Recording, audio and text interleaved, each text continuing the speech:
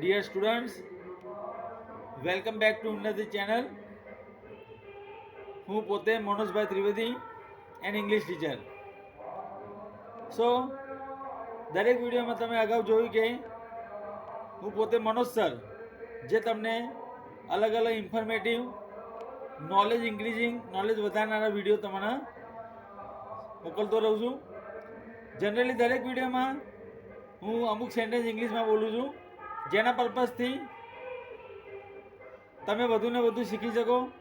Mostly those students who are the weakest and who are looking for such faculty who can satisfy their thirst and need of learning spoken English. તો વિદ્યાર્થીઓ અંગ્રેજી બોલવા માટે પણ જે લોકોની ઉત્સુકતા અને જ્ઞાન મેળવવાની જે તૃષ્ણા છે, જેની તરસ છે જ્ઞાન પ્રાપ્ત કરવાની ઇંગ્લિશમાં, તો પોતે પોતાની જરૂરત અહીંયા સંતોષી શકે છે. તો આજના વિડીયોમાં આપણે પ્રેઝન્ટ ટેન્સ ટુ પાસ્ટ ટેન્સમાં કન્વર્ટ કરીશું. તો હું જે પ્રમાણે સેન્ટેન્સ વાંચું છું એને ધ્યાનથી તમે જુઓ. Listen to my pronunciation carefully, મારો ઉચ્ચાર ધ્યાનથી સાંભળો and try to understand the meaning of sentence after listening to my answer. The students are doing preparations for the exams. વિદ્યાર્થીઓ પરીક્ષા માટેની તૈયારી કરી રહ્યા છે. દે આર રીડિંગ વેરી સિરિયસલી, બહુ ગંભીરતાથી તેઓ વાંચી રહ્યા છે. They are thinking to get the highest score, મતલબ સૌથી વધારે માર્ક્સ મેળવવા માટે વિચારી રહ્યા છે. તો અહીંયા આપણને જે ટેન્સમાં આર આપેલું છે ડુઈંગ, એ બતાવે છે પ્રેઝન્ટ કન્ટિન્યુઅસ ટેન્સ. સેકન્ડ સેન્ટેન્સમાં they are reading, are reading એ પણ બતાવે છે પ્રેઝન્ટ કન્ટિન્યુઅસ ટેન્સ. થર્ડ સેન્ટેન્સમાં આર થિંકિંગ એ પણ બતાવે છે present continuous tense. That means જ્યારે આપણે એમિઝર આપેલું હોય ત્યારે આપણે પાસ્ટમાં વોઝ અને વેરનો યુઝ કરવો.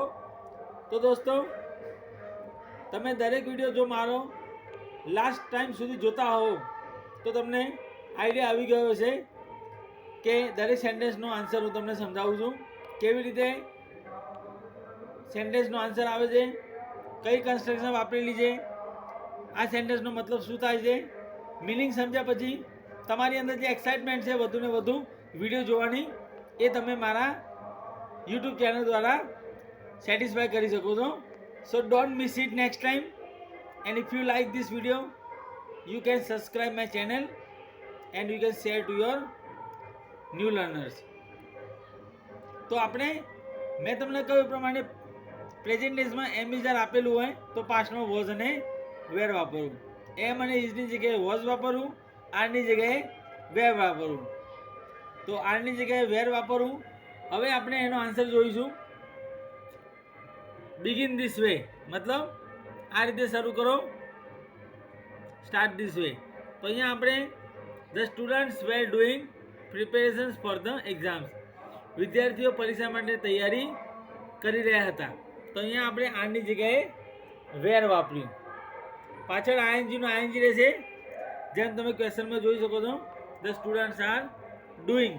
તો અહીંયા દોસ્તો ડુઈંગ એની જગ્યાએ રહેશે, ખાલી આપણે આની જગ્યાએ વેર વાપરવાનું છે. સેકન્ડ સેન્ટેન્સ દે વેર રીડિંગ વેરી સિરિયસલી.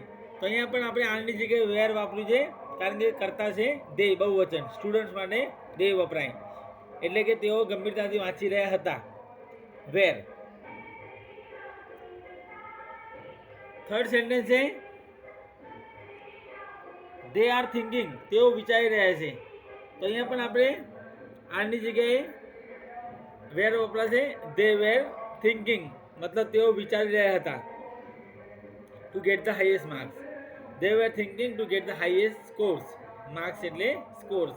તેઓ સૌથી વધારે ઊંચી જે હાઈએસ્ટ સ્કોર મેળવવા માટે વિચારતા હતા, એટલે આની જગ્યાએ વેર કર્યું. મતલબ પ્રેઝન્ટ કન્ટિન્યુઅસ ટેન્સ પાસ્ટ કન્ટિન્યુઅસમાં ફેરફાર થાય છે. તો દોસ્તો આ વિડીયોમાં તમે જોયું કે કેવી રીતે આપણે પ્રેઝન્ટમાંથી પાસ્ટમાં કન્વર્ટ કર્યું. તો હવે દરેક વિડીયોમાં તમને જે ઇન્સ્પિરેશન આપી છે એ પ્રમાણે તમે તૈયારી કરજો.